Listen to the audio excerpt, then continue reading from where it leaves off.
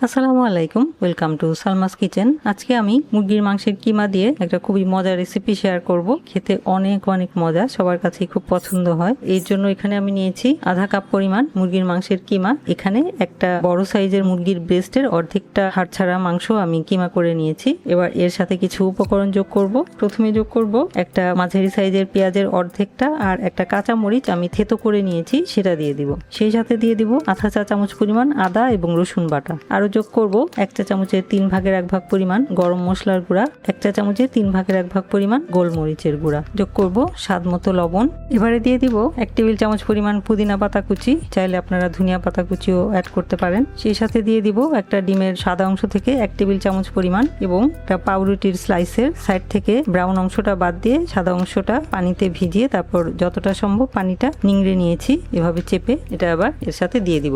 এবার সমস্ত কিছু একসাথে মেখে নিব। মিশ্রণটা যেহেতু এখনো নরম হয়ে যায়নি, তাই ডিমের সাদা অংশের বাকি যে অংশটা আছে সেটাও দিয়ে দিব। প্রথমে 1 টেবিল চামচ পরিমাণ যোগ করলাম, যদি নরম হয়ে যেত তাহলে আর যোগ করে নিতাম না। যেহেতু নরম হয়নি তাই বাকি অংশটাও যোগ করে নিলাম। এবার সবকিছু একসাথে মিলিয়ে নেওয়ার পালা।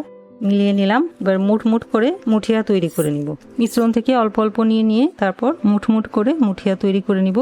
এভাবে করে যে কয়টা হয় সে কটাই তৈরি করে নিব। 9টার মতো হয়েছে। এবার চলে যাব চুলায়। ফ্রাই প্যানে দিয়ে দিব 4 টেবিল চামচ পরিমাণ রান্নার তেল। তেলটা ভালো করে গরম করে নিব।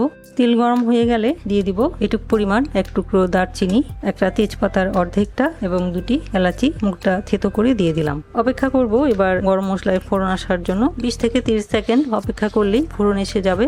20 থেকে 30 সেকেন্ড পর চুলাটা বন্ধ করে দিয়ে দিব পেঁয়াজ বাটা 2 টেবিল চামচ পরিমাণ। যেহেতু পেঁয়াজ বাটাটা ফ্রোজেন করা ছিল তাই এটাকে চুলাটা বন্ধ করে দিয়ে পেঁয়াজ বাটা দিলাম। এবার চুলাটা অন করে অল্প আছে পেঁয়াজ বাটাটাকে 2-3 মিনিট ভেজে নিব, যাতে বরফটাও গলে যায় এবং এর মাঝে কাঁচা গন্ধটাও চলে যায়। পেঁয়াজ কুচিটা দিয়ে 2 মিনিটের মতো একদম অল্প আছে ভেজে নিলাম। পেঁয়াজ ভাজার সুন্দর ঘ্রাণ ছড়াচ্ছে। এবারে দিয়ে দিব 1 চা চামচ পরিমাণ আদা এবং রসুন বাটা। সেই সাথে দিয়ে দিব একটা কাঁচা মরিচ থেতো করা। এবার আদা রসুন বাটা আর থেতো করা কাঁচা মরিচ 1 মিনিটের মতো ভেজে নিব, আদা রসুন বাটার কাঁচা গন্ধটা চলে যাওয়ার জন্য। আদা রসুন বাটা আর থেতো করা কাঁচা মরিচ দিয়ে 1 মিনিট ভেজে নিলাম। দিয়ে দিব 1/3 কাপ পরিমাণ দই। এখানে আমি টক এবং মিষ্টি 2 রকম দই একসাথে করে নিয়েছি। আপনারা চাইলে শুধু টক দই বা শুধু মিষ্টি দইও দিতে পারেন। সেই সাথে দিয়ে দিব 1 টেবিল চামচ পরিমাণ কাজু বাদাম বাটা, যে কোনো বাদাম বাটা দিলেই হবে। এবার কাজু বাদাম বাটা আর দই একসাথে একটু মিলিয়ে নিব। চুলাটা বন্ধ করে দিয়েছিলাম, এবার চুলাটা আবার অন করে লো আঁচে রেখে একটু নাড়াচাড়া করে নিব।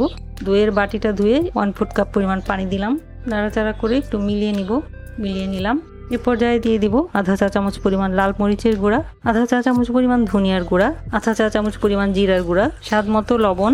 এবার সবকিছুকে 2 মিনিট একটু নেড়েচেড়ে রান্না করে নিব। সবকিছু নেড়েচেড়ে আরো 2 মিনিট রান্না করে নিলাম। সব মশলা একসাথে কষানো হয়ে গেছে। এ পর্যায়ে দিয়ে দিব ঝোলের জন্য পানি 1 কাপ আর আধা কাপ। অপেক্ষা করব পানিটা ফুটে আসা পর্যন্ত। পানিটা যখন ফুটতে থাকবে সে পর্যায়ে দিয়ে দিব তৈরি করে রাখা মুরগির মাংসের কিমার মুঠিয়াগুলি। এবার ঢাকনা দিয়ে রান্না করব 5 মিনিট। ফিরে আসছি 5 মিনিট পর। ফিরে এলাম 5 মিনিট পর, ঢাকনা খুলছি। এবার মুঠিয়াগুলি উল্টিয়ে দিব। এখন আবারও ঢাকনা দিয়ে রান্না করব আরও 5 মিনিট। তাহলে ঝোলের মধ্যে যে মশলাটা আছে সেটা চিকেনের মুঠিয়াগুলোর ভিতরে ঢুকবে সিদ্ধ হতে হতে। ফিরে আসছি আর 5 মিনিট পর। ফিরে এলাম আরও 5 মিনিট পর, ঢাকনা খুলছি। একটু নেড়ে চেড়ে দিব। এ পর্যায়ে দিয়ে দিব আধা চা চামচ পরিমাণ চিনি, 1.5 টেবিল চামচ পরিমাণ গুঁড়া দুধ। গুঁড়া দুধ না দিতে চাইলে আপনারা গুঁড়া দুধের বদলে পানির বদলে তরল দুধও ব্যবহার করতে পারেন। সেই সাথে দিয়ে দিব 1 চা চামচের 3 ভাগের 1 ভাগ পরিমাণ গরম মশলার গুঁড়া, 1 চা চামচের 3 ভাগের 1 ভাগ পরিমাণ কালো গোলমরিচের গুঁড়া, 8টি আস্ত কাঁচা মরিচ এবং 1 চা চামচ পরিমাণ খাঁটি ঘি। নেড়ে চেড়ে মিলিয়ে নিব।